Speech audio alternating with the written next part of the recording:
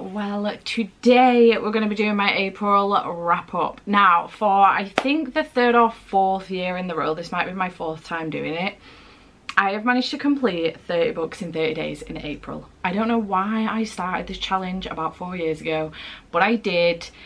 Jade was doing Vida at the time, video every day of April, and she switched over to Vida about, I think last year was her first year doing Vida. So I would much rather try and read a book every day of April than try and do a video every day of April. But I mean, there are no rules to this, but I didn't actually read a book every day of April, but I did complete 30 books in 30 days. I actually completed it in 29 days, but that's besides the point because today is the 30th of April and I finished last night. But I was away for 2 weeks, so I ended up doing 24 manga in 24 hours throughout April as well. Not throughout April, in April as well, a 24-hour timer challenge, which did help me boost my numbers. I usually like to read more novels than what I've read for this round, but I still completed the challenge nonetheless. That 24 manga in 24 hours, if you've watched the vlog, you will know it was not an easy task for me because I did it right off of the back from getting back from Turkey. We had like a 10-hour traveling day and then I went into a 24-hour challenge the following day, so in which I'd gotten up at 5:45. It was a long weekend, I don't know what to tell you. It actually took me 3 days to complete that task. So we're going to go through and quickly rate and let you know what my thoughts were on all of these books. I'm going to try and be much more rapid than usual with this because it is 30 books. But overall, obviously I read 30 books. Sorry if I'm looking over here, my computer is over here with my stats. I read 30 books, which amounts to 7,502 pages. It is my biggest reading month of the year so far. So even though I did read a whole bunch of manga as well, it's the most pages I've read all year so far. So the closest was January with 7,142, which was 18 books. I must have read some chunky books in January, I cannot remember. So these are in size order because I've just been taking a thumbnail and an Instagram photo. So now they're not in when I read them order. Alright, so the first book that I did finish in April was Mina and the Slayers. This did run over from March. I wasn't quite halfway through when I finished it on, I think, the 1st or 2nd of April. I gave this one 5 stars. I love this series so much. It is so good and I would highly recommend. Vampires are definitely coming back in full force and would highly recommend this series if you're looking for a good YA, mystery, supernatural, horror book. It's fantastic. Then I did read Funny Feelings by Tara Jewett. I gave this one 4 stars, 4.5 stars on Callpile, 4 stars on Goodreads. It was good. It didn't do anything particularly special, but I loved the characters in this. I loved their dynamic, their friends to lovers. It gave me very much me and Andy vibes, and I'm always looking for that in books. Then while I was on holiday, I did read Come Closer by Sarah Gran. This was freaking weird. It was weird. It was not the horror it was not the horror I was kind of looking for. I really wanted to be scared out of my freaking mind, and I think mentally it's meant to do that to you, but it didn't quite. It did have me feeling a little bit freaked out, but not as much as I'd hoped for. It is novella, it's short. I gave it 4.5 stars, and it is demonic possession. So if you're looking for a horror novella, this is a very good one to go for. Also on holiday, I did read Lady of Darkness. I don't own it. I read it on Kindle and also audibly, and I gave this one 4 stars. It was good. I enjoyed my time with it. I do want to continue on with the series, but I'm not in any mad rush to do so. It was just a little bit too much like ACOTAR for me. The character names were very similar. The character traits were very similar. It was just on that edge of being too much like ACOTAR for me. I always want ACOTAR vibes. I don't want a secondary ACOTAR. So 4 stars for me. It was fine. We'll continue with the series. Then the 24 manga in 24-hour challenge did begin, and I read Solo Leveling Volume 5. I love this series so much. I think it's like an RPG kind of come to life. If you like, it's very good. Adventure, mystery element to it. Very intense, and I really enjoy this series. It's so good. Gave this one 5 stars, and I really do want to watch that anime as well. Then I did read Attack on Titan Volume 1. This is Omnibus 1, which is volumes 1 to 3, but I read Volume 1. I really enjoyed this. This was one of the most thrilling first volumes of a manga that I've ever read, and I had a fantastic time with it, so much so that I did want to immediately continue. I gave it 4 stars and I was very excited to continue on with this. I did only have this omnibus when I started the challenge. I now have another 3. You can see where this is going. Then I did read The Girl from the Other Side Volume 2. Again, this is an omnibus, volumes 1 through till 3, and I have already read Volume 1 previously. I've also read it previous to that as well, so it was a reread for me. But Volume 2 I thought was also a reread. Turns out I don't think it was, because I don't remember anything that happened in that volume. I ended up giving this one 5 stars. I really enjoyed this. You've got outsiders and insiders. The insiders tend to be the humans. The outsiders tend to be these kind of like black, I don't know what, they look a little bit like goats, I think. But this outsider, young girl outsider, insider ends up living with this outsider. She's kind of been abandoned and he ends up taking care of her. If she touches him, she will get infected. And it just kind of goes from there. I really love this. It's very cute and cozy and I just adore it. It does get a little bit more tense as you go through though. And I gave it 5 stars. I can't remember if I said that. Next I read I'm Kinda Chubby and I'm Your Hero. This was adorable, very short, very quick to get through, but we are following our main character who is called Ponjiru, and he's a rookie actor trying his best, but he does struggle and stumble over his words every now and then he ends up coming across a fan who is this guy who works as a patisserie, works in a patisserie, and he keeps leaving him cute little baked goods and stuff, and then they end up towards the end becoming friends, and it was just absolutely adorable. I gave it 5 stars. It was very cute. Very excited to get volume 2. There's only 2 volumes of this so far. I don't know if it's continuing, but it was really adorable and I gave it 5 stars. Then I did read Cat Gamer Volume 3. I love this series. These have all gotten 5 stars so far and this was no different. We're following a woman who very much likes to just stay home and play her games when she's finished work. She doesn't go out and socialise or anything like that. Usually says no to every invitation she ever gets. And one day security guard comes in with this little kitten that's been abandoned in the car park and asks if anyone wants to take it home, and she says yes. She's no idea why she does that. She uses her gaming knowledge to try and help look after this kitty, and it's just really cute. Slice of life manga, and it's really sweet. 5 stars. Then we get into an Attack on Titan binge a little bit. So I did read Volume 2 of Attack on Titan. Again, this is the omnibus, so it's got Volume 2 in it. I gave Volume 2 5 stars, and then I went on to Volume 3, which I did give 4 stars.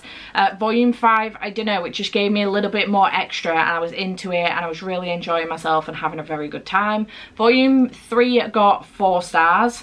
And then I went on to Attack on Titan Volume 4, which I did read on Kindle Unlimited, but then this came through the post the next day.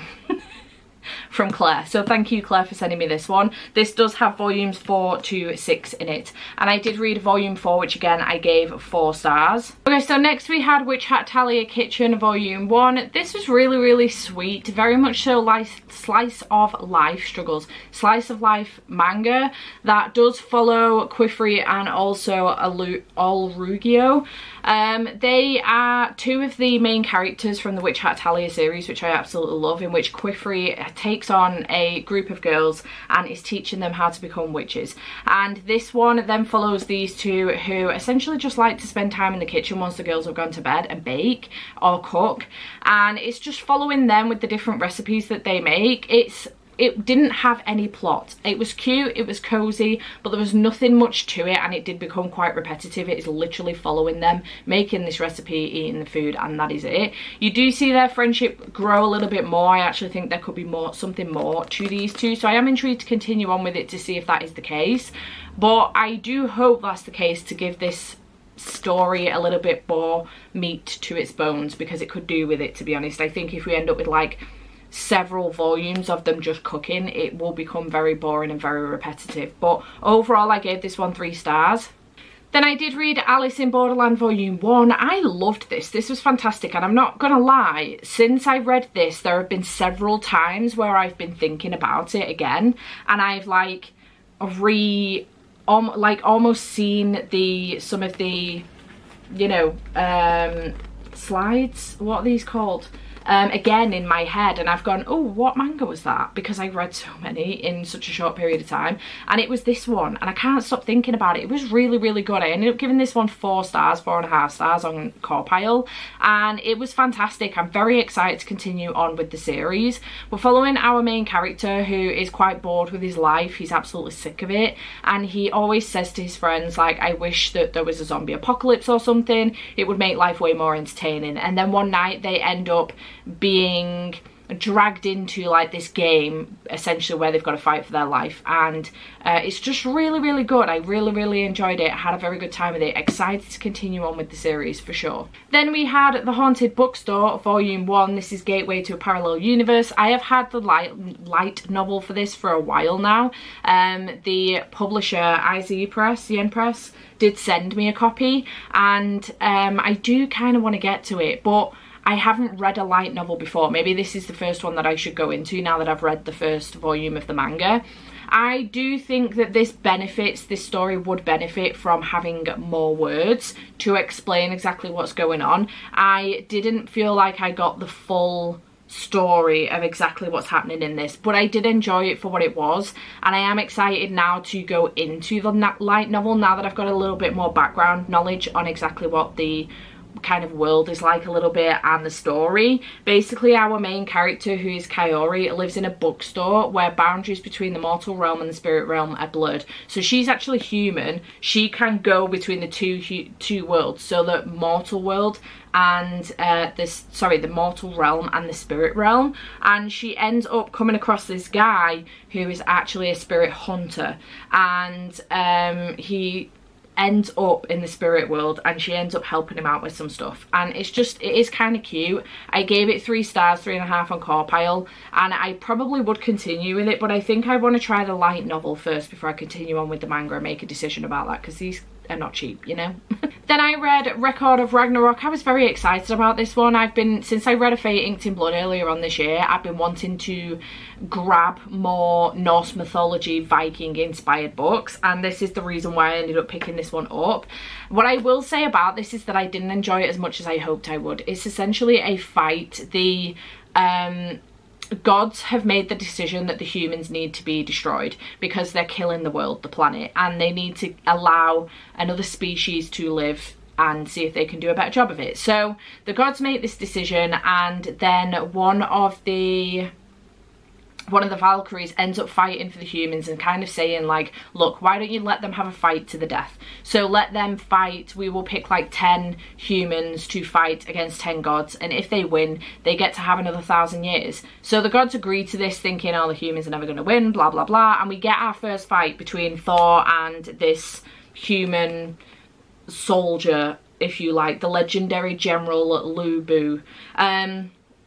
And it is a fight between the two of them. I honestly, even at this point, can't remember what happened at the end. I can't remember who won. Whether the humans won or whether Thor won, I can't remember. It was fine. I don't know if I'm going to continue on with it. I'm going to look into it, see how long it is. If it's a really long series, I won't continue. But if it's a short one and it's finished, I might continue on with it. But I gave it 3 stars. It was just fine.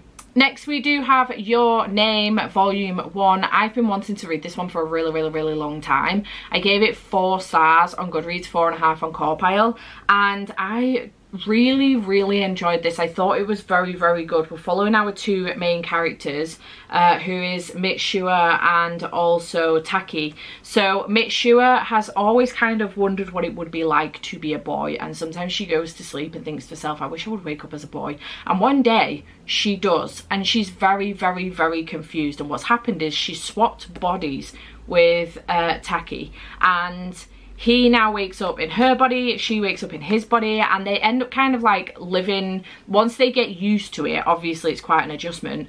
It doesn't happen forever, it's just every now and then they might swap bodies a couple times a week or once every couple of weeks or whatever, and once they get used to it they start leaving each other notes, getting to know each other and all of this lot, and it's just a really interesting story and I'm very excited to see what happens next. So definitely want to continue on with this one, and I did give it 4 stars. Then we have my biggest disappointment for the whole 24 manga in 24 hours vlog, and my biggest disappointment of the month as well. The Detective Is Already Dead Volume 1. I can't even remember when, where or how I got this one. Oh, it's Yen Press, so they must have sent me this one. Thank you to them for sending me any manga or manhwa that I have read during this video. I truly appreciate it. I do get quite a lot of manga from them and I appreciate them so very, very much. They fuel my fire and my love for manga and manhwa.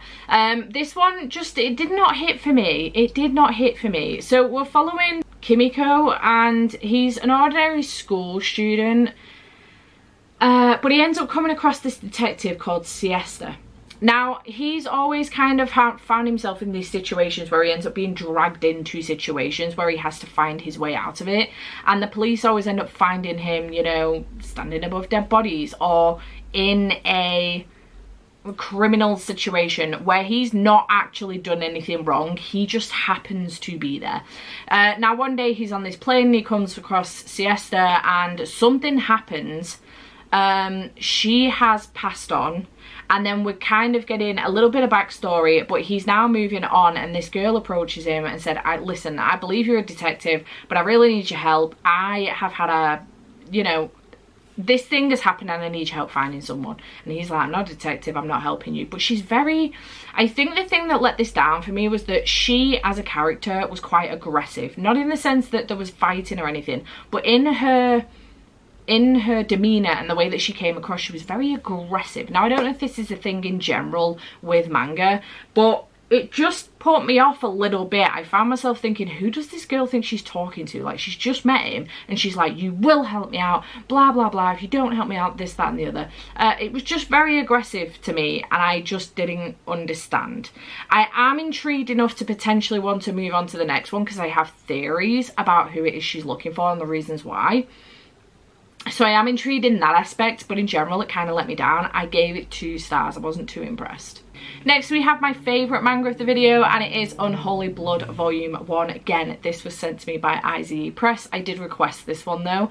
This was absolutely incredible. Again, vampires are making a comeback and I am so here for it. We are following our main character called Heian, who is a pure blood vampire, but she lives her life as a human, and she lives in an orphanage with the help of the father within the church that helps her out and her younger siblings. She lives her life as normal. However, there is an uprising of vampires within town that are going around killing people, and she would like to try and help her, like, her father. He's not her actual dad, but she, you know, he works in the church, she calls him father, she looks up to him like a dad.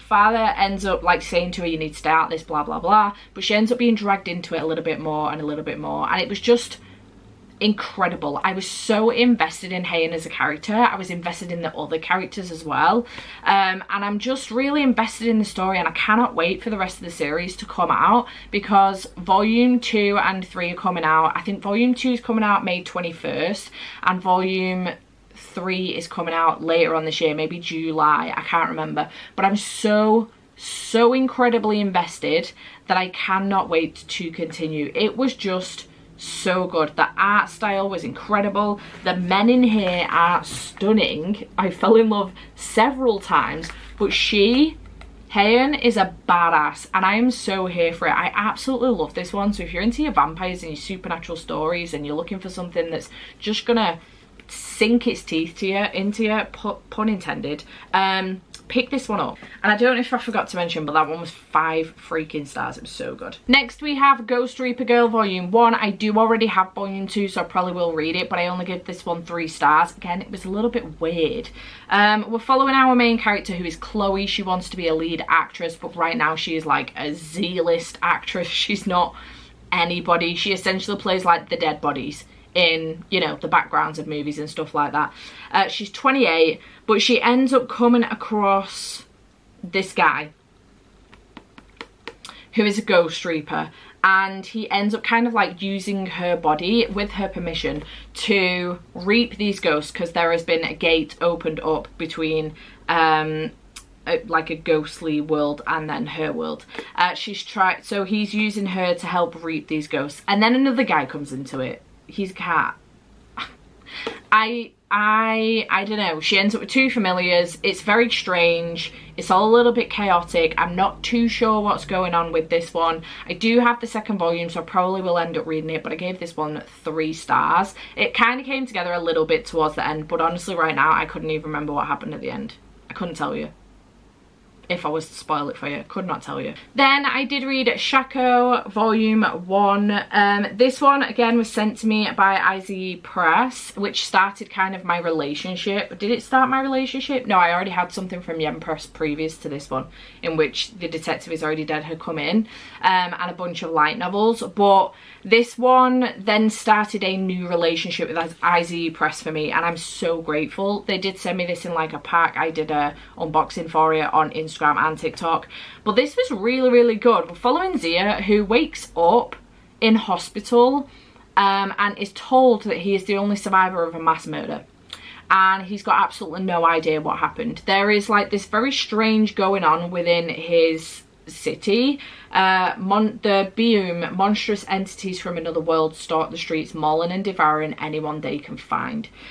He's somehow at the center of it all. He learns this, and he ends up trying to train to help the people of his city fight these Bium, but he's confused and he's learning new stuff about himself every single day. I really enjoyed this. I gave it 4 stars. I think the illustration style was beautiful, and I had a very good time with it. I'm excited to continue on with this series. I think volumes 2, 3 and potentially 4 are out now. If 4's not already out, it's coming out soon, but I'm really excited to continue on with this. I did have a very good time with it. Then we did have A Business Proposal Volume 2. I loved this, 5 stars, having a great time with this series so far. Cannot wait to continue. I'm very excited. Volume 5 comes out soon. I don't have the rest though, and I would really like to get them, so I think that's going to be my goal over the next couple of months. This one does follow Harry Shin and also Taemu Kang, and in the first one, Harry's best friend, who is called Youngshu, I'm probably saying that really wrong, I do apologise. Youngshu is being forced to go out on these blind dates because her father would like her to marry. So she's going on these blind dates reluctantly, but one of them, she just cannot be bothered anymore and she's had enough, and she convinces Harry Shin, her best friend, to go on this date for her, dress up as somebody else and just fucking ruin the date. So Harry does this as a little bit of a joke. I think she's done it for her before. She does it as a little bit of a joke. When she gets there, Taemu King is there and she has this date and everything, and then she suddenly finds out on the date that he's the CEO of the company where she works. He's no idea who she is. She's got like this wig on, she's all dressed up, etc, etc, but she suddenly realizes that. What she also doesn't know is that Taemu is also getting grief from his grandfather to marry, and he's gone on this date with literally the intention of marrying whoever it is on this date, just to shut his grandfather up. So she thinks she's ruined the day. She thinks it's all gone to plan, and that is not the case, and she ends up getting a call from Taemu King, basically, King or Kang? Kang, basically saying that he wants to make a business proposal with her, but she's lied about who she is, and she actually works for him in her full-time job, and it kind of goes from there. I love the K-drama for this. It was so fucking good, and I really hope we get more from it, but I really enjoyed this. I had a fantastic time with it. Cannot wait to continue on with the series. And now that I've read the K-drama, I could hear the actors in my head while I was reading this, and I was just, I could imagine their facial expressions, and I could imagine how they would say something, and it just made it 10 times better. I'm not gonna lie. I gave the first one 5 stars regardless, without having seen the K-drama, but it just made this 10 times better. I've really enjoyed it. Then we had The World After the Fall Volume 1, another one that I kind of had really high hopes for, that has been on my radar for a really long time. It didn't fall flat by any means. I gave it 3 stars, but it just didn't hit like I hoped it would. We're following... Who are we following? J1. Basically, one day, towers just start to appear around the globe, and they're trying to figure out what it all means, and J1 ends up becoming a... Tower Walker, the idea is that they climb to the top in the hopes that all of this will end, and one day he gets to floor 100. Well, he's aiming for floor 100, and it takes a really long time for him to get there, but once he gets there, he doesn't find what he's hoping to find, and that's kind of where we're left on. It was interesting, just didn't hit like I hoped. I think I probably may continue, we will see. The illustration style, again, absolutely beautiful. We'll see whether or not I continue on with this one. It's not a priority, but we'll see what happens. You know, if like a friend's already got a couple more volumes, I might continue reading it if I go visit them or they come down or whatever, but we'll see what happens with this one. 3 stars. Then I did read Cherry Magic Volume 1. This is 30 Years of Virginity Can Make You a Wizard. This was recommended to me by Gavin. It was in my Patreon part, and it was my April pick for that. And it's following Adachi, who's just turned 30, and because he's a virgin, he's come into some magic, which means that when he touches somebody, he can hear what they're thinking. Now, accidentally one day he touches Kurosawa, who is a colleague of his, and it turns out Kurosawa has a massive crush on Adachi, and Adachi's no idea what to do with this information because he's a virgin and he's never been in a relationship before. He's never even had a first kiss. So he's very confused and he doesn't know what to do with himself. But this crush seems to be getting bigger and bigger for Kurosawa, and it's just adorable, and I had a really good time with it. So I'm very excited to continue on with this. I reckon it could get spicy as the series goes on, because we haven't fully got there, but we've kind of like touched on it in images within Kurosawa's head that Adachi has ended up getting. So very excited to continue on with this one. I gave it 4.5 stars. It was good. Then I did read Killing Stalking Volume 3. If you're ever going to pick this up, bear in mind it is entirely fucked up. Check for your triggers, because it's got all of them. And it's a fucking train wreck. Absolute train wreck. Choo choo, because it is a train wreck. Katie and Gavin are the reason why I've ended up picking this up. And Katie and Gavin are the reason why I continue to read this. Not only that, it's literally like a car crash. You know, when you're driving down on the motorway, there's a car crash happening on the opposite side. Everyone's rubbernecking and you're on the approach to it, but you're going, for the love of God, stop looking, stop rubbernecking, you're going to cause another accident. And then you get to that point, you slow down and look, and you know you shouldn't look, but you do it anyway. That's this book. That's this series. We're following Yoon Bum and Oh Sang-woo. Yoon Bum has an obsession with Oh Sang-woo in the first volume, and he's kind of stalking him. It doesn't go on too long, so it's not triggered me. And he ends up making his way into Oh Sang-woo's house. However, once he gets there, he finds something he probably shouldn't have, and Oh Sang-woo finds Yoon Bum in his house, and things kind of go from there. Really fucked up. I gave it 4.5 stars. I just cannot stop with this series. It's really, really, really fucked up. Would I recommend it? Probably not, unless you can read that kind of shit without being triggered, because it will be very, very triggering for a lot of people. I am intrigued to continue on with it. It's really, really, really, really, really fucked up. I'm a little bit disgusted in myself, I'm not gonna lie. Next we do have Dark Moon, The Blood Altar Volume 1. Again, another one from IZ Press, so shout out to them for sending me this one. I'm really excited about this series. It's very, very good. I'm having a good time with it. We are following vampires. Again, there are also some werewolves in these, and we're following our main character, who is called Suha. She goes to this school called Decilis Academy, and there's a group of boys at the academy that share a secret. I'm not spoiling this because it's on the back, but they're vampires. Now this academy is very, very particular in the fact that they don't want vampires attending the academy, so they've got a very rigorous kind of entry process if you like to make sure you're not a vampire. So how these boys have gotten into the academy, I will never know. Now Suha has always been picked on as a kid. She's quite quite an introvert. She likes to be inside in the day and outside at night for whatever reason, maybe because it's quieter. I mean, I get it. And she's always been picked on for being a vampire as a kid.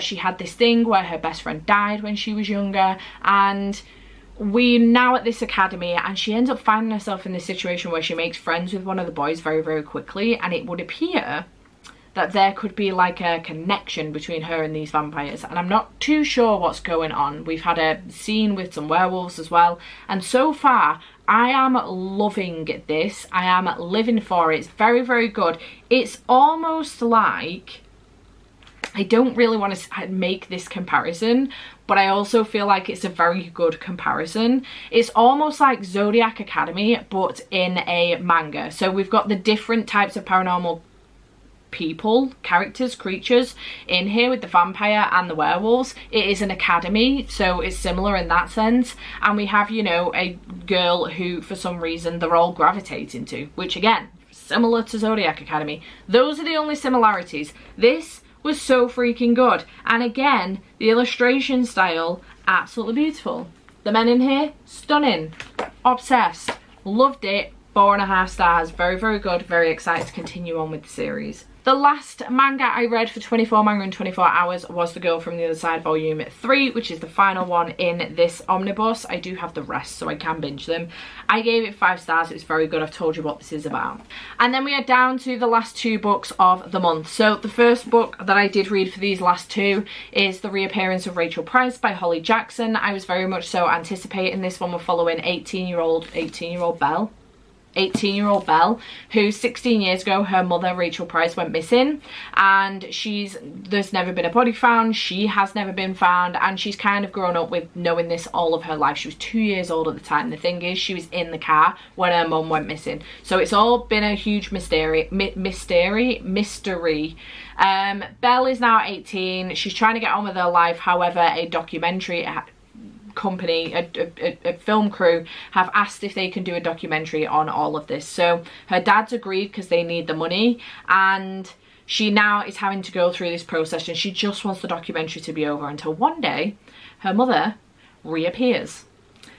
And it all begins to unravel.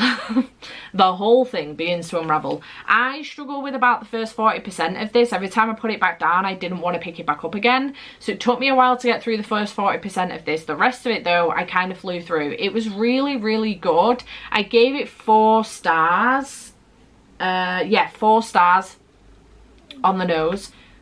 4 stars, and it was really good. I really liked the twists and turns that we got in the end. It was very interesting. I liked how it all became revealed and everything that happened. It was so interesting, and the flip of Belle between the person that she is once her mother comes back and the person that she is at the end, so fascinating. I really enjoyed this. I thought it was very good. So 4 stars for this one.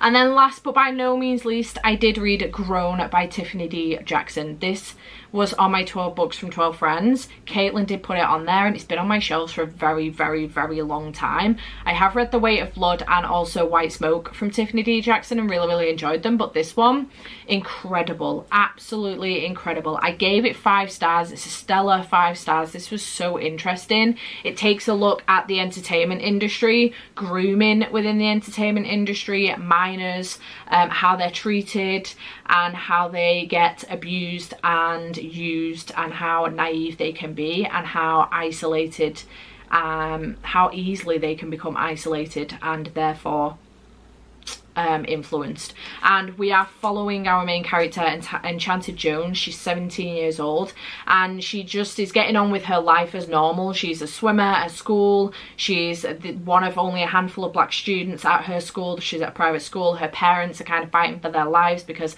her dad's about to lose his job, and they're trying to pay for the kids to go to private school and have really good educations. She just wants to be a singer. One day she ends up going to this kind of trial singing contest. She tricks her mum into taking her. She convinces her she's got a swim meet, tells her a certain time, it's too early for the swim meet, so she goes, she's like, oh, there's this singing contest, let's go. So she goes to the singing contest, she goes up on stage, she catches the eye of Corey Fields, who is a very well-known established R&B artist. I can't remember if he's 24 or 28, but either way, he's in his 20s, mid or late, she's 17. And he ends up chatting with her and saying to her that he can help her out. So he kind of takes her on with his record label, says that they will do a, you know, they'll do her first album together, and then eventually gets to a point where he's taking her out on tour. But it all very quickly turns very, very sour. And she can start to see it for what it is, but she's too scared to try and get out of there. And it goes on for way too long. In the first chapter, she wakes up with blood all over her and finds Corey Fields dead in the next room, and she's got absolutely no idea what happens. And then we kind of like go back to the build up to that, and every now and then we get a now chapter, and then we go back to then chapters. And it just, the build up of it, the intensity of it, I felt sick to my stomach for Enchanted Jones and for the other victims. It was incredible, and I absolutely love this, and I think it's very, very relevant. To be honest, no matter when you pick this up, I think it's always going to be relevant. The time at which I think this was written was around the time of R. Kelly, and it is mentioned in the author's note that this is not a story about R. Kelly, but it is about that kind of thing. And the person I could think about the whole way through this was him. So immediately, I hadn't even read the author's note at that point, I got to the end and I was like, oh, I wonder if she'll mention anything about R. Kelly, and she did.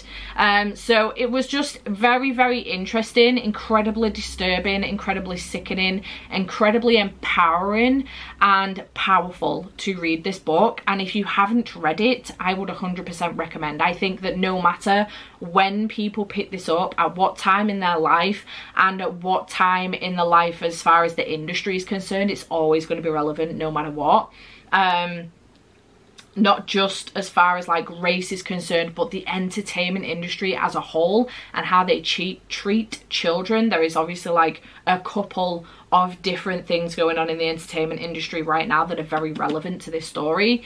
So I would 100% recommend checking this out, especially at the moment with those two things. There's probably more, but right now in my head, at the forefront of my mind, in the news, those two things massively. But at any time, this book was incredible. Thank you, Caitlin, for forcing me to pick this one up because I really needed to, and it was phenomenal. 5 stars. I think that's probably the longest review of this whole video. It deserved it. So yeah, that was everything. That was everything that I read. Did I mention Attack on Titan Volume 5? No, I didn't. Attack on Titan Volume 5, I read that before the reappearance of Rachel Price. My apologies. Attack on Titan Volume 5, totally skipped that. I gave it 4.5 stars. It was good. So that was everything that I read in the month of April. I did manage to 30 books in 30 days. I did manage to have my best reading month of the year so far, which makes sense, but I did read like 24 manga, so also it could have been deemed not the best as far as page count is concerned, but it was.